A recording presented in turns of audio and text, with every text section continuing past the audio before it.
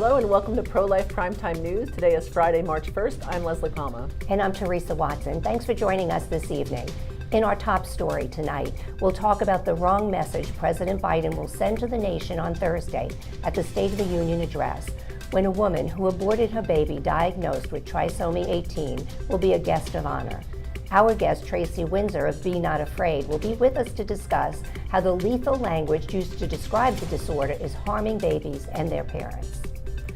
It was quite a week in politics, with former President Donald Trump trouncing Nikki Haley and Republican National Committee Chairman Ronna McDaniel announcing her departure date. Teresa will have all the details and other updates in political news in a nutshell. Missouri Attorney General Andrew Bailey yesterday announced an effort to drive Planned Parenthood out of the state. Leslie will have that story and much more in Abortion in the News. Anthony Vasone will join us for another episode of On the Road with Priests for Life. Please stay tuned. When President Biden delivers his State of the Union address on Thursday, seated in a place of honor next to the First Lady, Jill Biden, will be a woman whose quest for an abortion made international news. Dallas resident Kate Cox wanted to abort her daughter after receiving a prenatal diagnosis of trisomy 18, a life-limiting genetic condition. She was not able to abort the baby in Texas because of that state's laws protecting most babies from abortion. Outrage from abortion advocates and the media followed. Ultimately, she went out of state to end the life of her third child. Cox is being portrayed as a victim because she was not able to have an abortion in her home state, and as a hero for going public with her story. Choosing her as Jill Biden's guest is an attempt to send a message to the nation and the whole world that some children have even less of a right to life than others. It's heartbreaking for pro-life advocates like our guest, who believes this story should be a wake-up call for the pro-life community. In her opinion, pro-life advocates, including parents, are being managed with prenatal diagnosis misinformation, and that our acceptance of that misinformation is detrimental to effective pro-life advocacy. Tracy Windsor is the co-founder and parent program director of the organization Be Not Afraid. Tracy spent years working with couples to help chart a course forward after receiving prenatal diagnoses of serious illnesses for their children, and now trains other organizations in the Be Not Afraid model of care as part of a national collaborative effort to provide a pro-life response to the crisis of prenatal diagnosis. Welcome to the show, Tracy. Thank you so much for inviting me to come here today. So Tracy, there's a lot wrong with the way Kate Cox's story is being reported, but the most glaring problem for you is the way trisomy 18 is being portrayed. Can you tell us a little about the disorder and how its true nature has been distorted by abortion advocates? Yeah. We often see that parents lack informed consent at the time of diagnosis. And one of the most egregious ways that parents are managed towards the decision to abort is with what we call lethal language, some things like fatal fetal anomaly or lethal prenatal diagnosis. And this trisomy 18 and all this press was represented in that way. In fact, trisomy 18 is a genetic condition. It results from an extra copy of the 18th chromosome, and it results in significant to severe disability. And then individuals with genetic syndromes will sometimes have secondary physical anomalies or structural anomalies that occur along the midline of the body. So for babies with trisomy 18, if they have a complicated heart and or a complicated brain, or maybe both of those things, that can definitely impact their prognosis. So that's the basic explanation of trisomy 18. I would say that this lethal language didn't just start with the post or the pro-abortion advocacy. It's really used pretty frequently in the obstetric community. And then sadly, we see it used in a lot of our pro-life legislation as exceptions to heartbeat bills. So why are doctors using lethal language, especially around diagnoses like trisomy 18? Yeah, it's great because this topic has been looked at by medical ethicists who aren't pro-life. So we have some wonderful articles about this subject. And there's a researcher by the name of Wilkinson who made this point that there's really 4 reasons. One would be that they mistakenly think it's accurate. The second would be that they're uncomfortable with the level of uncertainty that is associated with a trisomy 18 diagnosis. So it's kind of hard to know how baby's going to be, and depends on whether they have these secondary anomalies and so on and so forth. So because they're uncomfortable, they just say lethal. The third, most shockingly, is that it makes it easier to abort a baby, and the doctors know that. and or if parents are going to carry to term, it makes it easier to limit care before birth. And then fourth is that the doctors believe, they understand that the baby will survive with disability, that the trisomy 18 won't be deadly to them, but they believe that the life that that child will live as an individual with significant severe disability isn't worth living. So these are the reasons that lethal language is often attached. And again, looking at any one of those, we really probably also as a pro-life community want to think about why we're using them ourselves, kind of participating in this management of parents toward abortion. Right, so if it's inaccurate to say these babies will all die rather than some will die and some will live with significant to severe disability, are there other things parents should be hearing at diagnosis, things our pro-life advocacy should focus on? Most definitely. I think very importantly, a parent who has a prenatal diagnosis has lost the baby in the pregnancy they anticipated. They are bereaved. And they, as with any other population of bereaved people, they should be encouraged to slow down. Upwards of 80% of parents experience the prenatal diagnosis as a traumatic event. Again, we have very specific ways in which we provide outreach to individuals who are traumatized. That includes not making decisions quickly. Most parents, another point of advocacy, we have research that indicates that most parents who are offered the option of carrying to term and a viable service that will support them as they carry to term will in fact choose to carry to term. If 80% abort following a serious prenatal diagnosis, 80% will carry to term if offered the chance. Other things are often that parents don't realize that they're being given prognoses from doctors that don't treat living children with the condition that their baby has been diagnosed with. So that's another important point. So there are a number of things that we could or should be saying, primarily to encourage parents to slow down and to make certain that they have appropriate informed consent about their options. Importantly, I just thought of the last two. We have great research that points to the risks associated with the abortion from a psychological and emotional standpoint for mom, as well as a physical standpoint for mom. That abortion is not without risk, as we're often presented. We actually have medical research that says there's an emotional benefit to mothers who carry to term, even if the baby dies. So there's also this issue of, do they understand the abortion that they're considering? And do they understand the option of carrying to term and that there's some benefits associated with that option?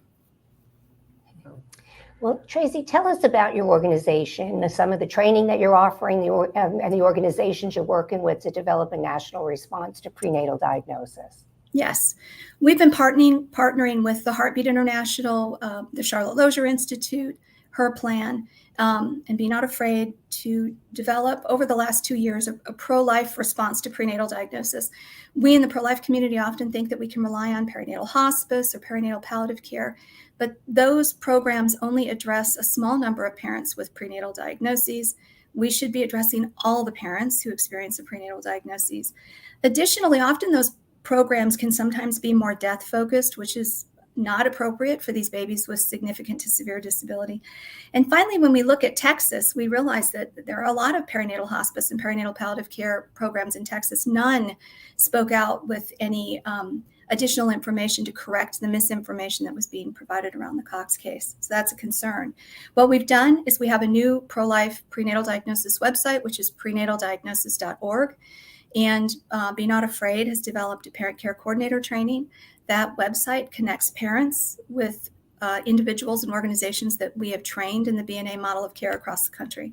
So we've got parent care coordinators, and I think it's about 10 states at this point. We'll be adding a couple of more in the next several months. We're looking for more organizations to train. So we do need more pro-life organizations to step into this work.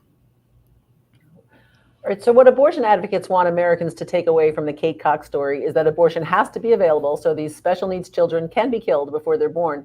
But did anything positive happen because of all this attention now focused on trisomy 18? Yeah, I think honestly, what all they have to assert at this point is that abortion should be available because these babies are going to die anyway. So the fact that you even just said what you said is important, because now we're starting to really question, are these really lethal prenatal diagnoses, or are these disabling conditions? And they require a different kind of advocacy on our part. I think one great thing that happened, the American Association of Pro-Life OBGYNs did a wonderful recording that's available at their website, which is aplog.org, on trisomy 18, hour-long, wonderful resource for anyone interested in this topic. And hopefully we give some more consideration as pro-lifers as to what our advocacy is and what lethal means, and what do we want our advocacy to be around significant to severe disability.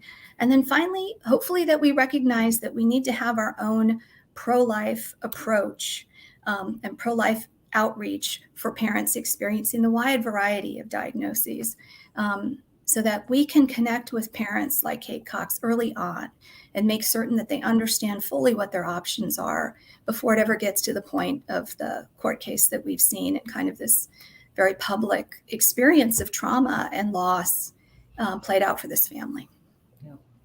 Well, Tracy, we thank you for the life-saving work you do for the babies and their families, and we really appreciate you taking the time to help us reframe the issue for our viewers. We hope you'll come back and join us again. Thank you. My privilege. Yeah, thanks, Tracy. Good night.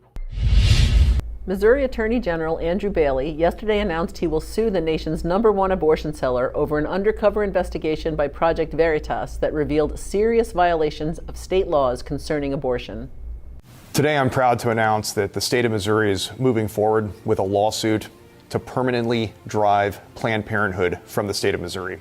This lawsuit is a direct result of the investigation conducted by Project Veritas in November of 2023 that uncovered an agent of a Planned Parenthood clinic in Kansas City brazenly committed to past, present, and future violations of this state's laws regarding proper parental consent, notification, a conspiracy to traffic women out of state for abortions, and a conspiracy to conceal the sexual exploitation of children. Planned Parenthood, by state statute, is a mandatory reporter for any sexual offenses against children. And yet in the video, an agent of Planned Parenthood is committed to concealing the fact that a 13-year-old who cannot legally consent to sexual conduct has experienced sexual abuse.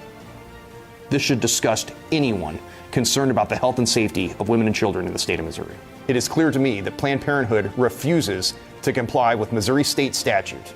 They are unable and unwilling to provide safe or ethical health care. There are administrative penalties, there are civil penalties, and ultimately criminal penalties.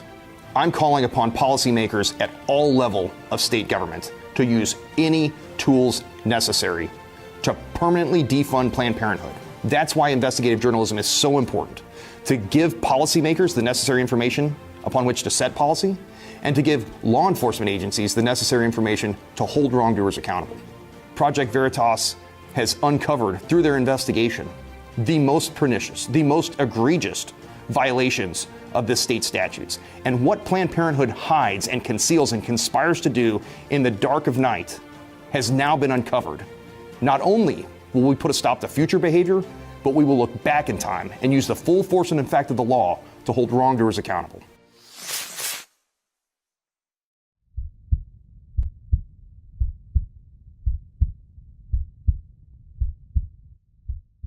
Parents in Illinois are fighting back against a bill that would make it a crime for them to object to their minor daughters having abortions. Democrat State Representative Ann Stava Murray's bill would amend the definition of child abuse to include children whose parents or guardians oppose them having an abortion or gender-mutilating surgery or taking puberty blockers or cross-sex hormones. If passed, House Bill 4876 would give Illinois minors the same legal status as adults for consenting to these life-altering services. In response, the Parents Matter Coalition is collecting signatures to place an advisory referendum on the November ballot, asking if parental consent should be required for children under 18 to receive non-emergency medical care, including gender modification procedures and abortion. 500,000 signatures are needed to get the measure on the ballot. Although she was elected to defend the laws of the state of Michigan, Attorney General Dana Nessel will not defend the state's law mandating a 24-hour waiting period before abortion. The law is being challenged by abortion sellers who object to mothers taking one day to decide if they really want to end the lives of their children. Nessel said a court should grant an injunction that would halt enforcement of the law. I remain steadfast in my commitment to ensuring that the women of Michigan receive the health care services and reproductive health freedoms they need, Nessel said.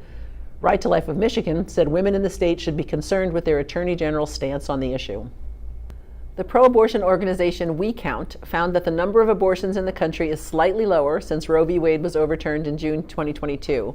The group's latest review found between 81,150 and 88,620 abortions took place each month from July through September 2023. Those numbers are slightly lower than the monthly average of about 86,800 from April through June 2022. According to the Associated Press, there would have been 120,000 additional lives lost to abortion during the survey period in the 14 states where most babies now are protected from abortion.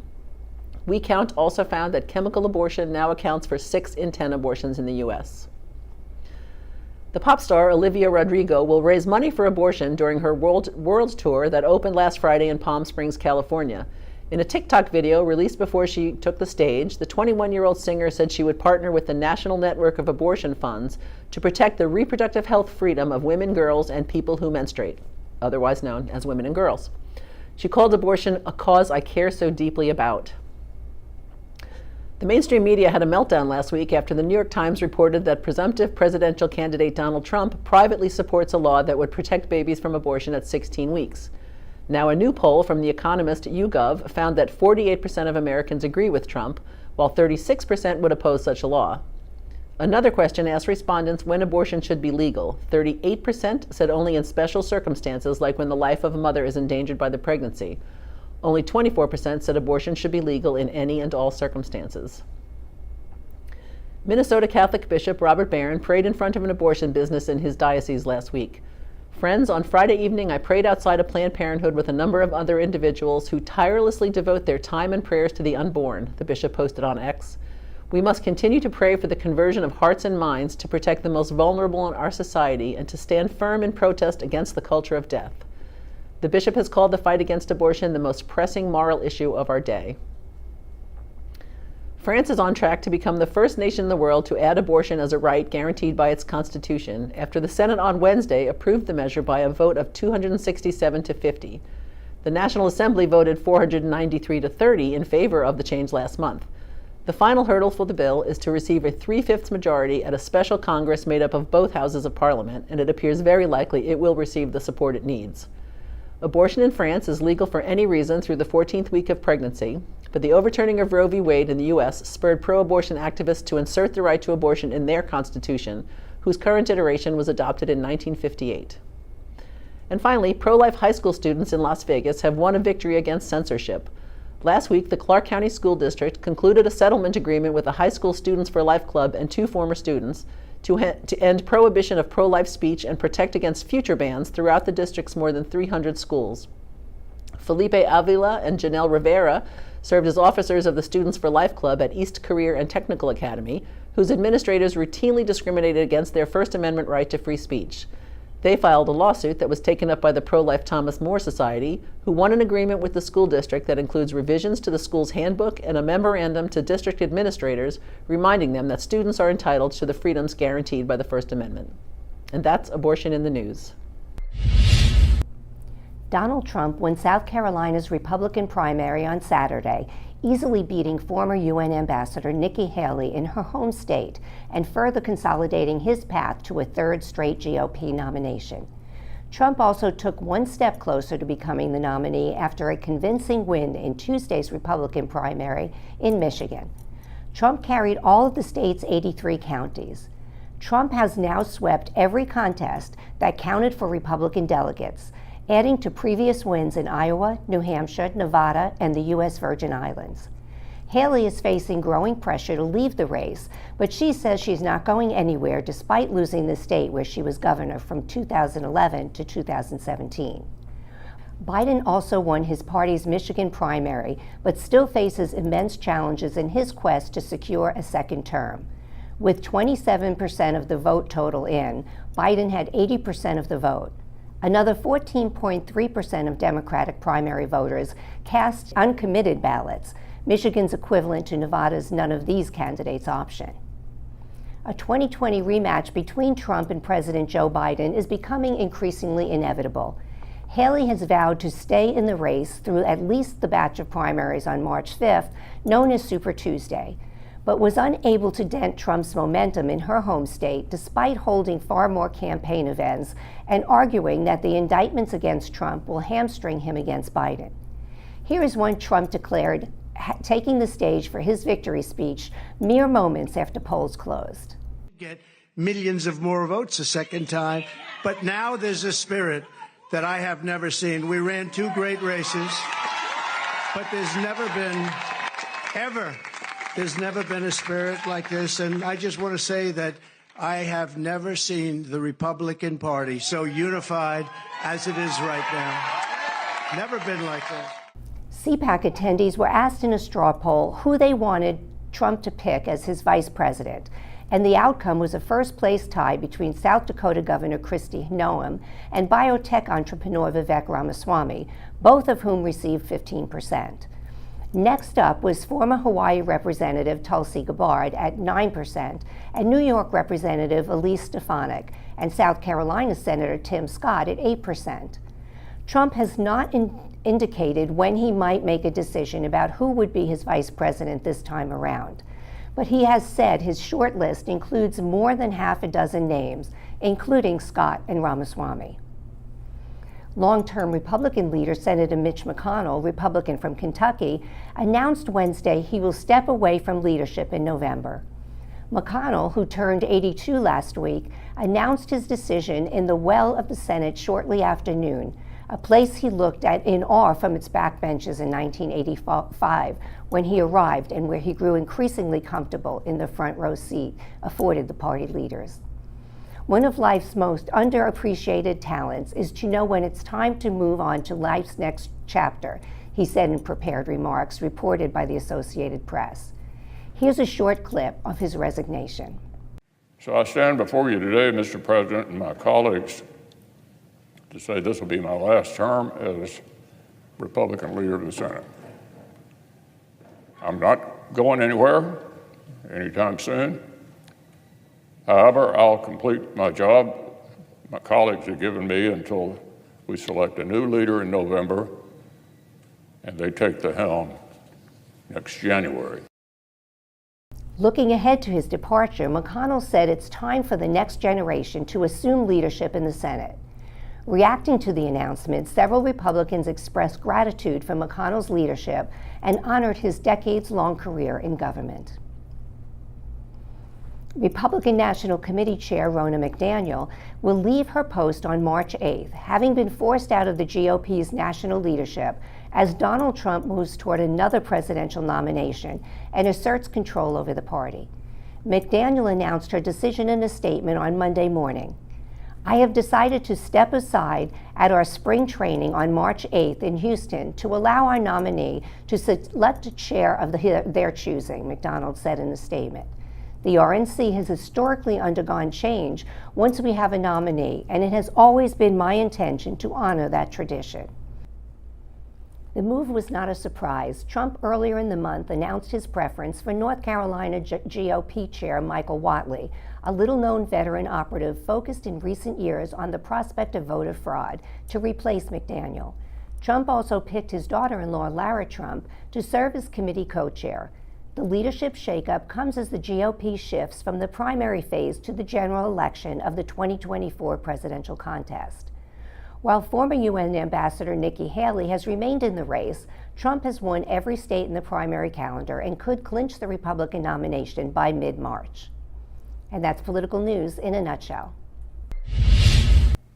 I'm Anthony Vasone, Resource Associate, and we at Priests for Life would like to take you on the road with us.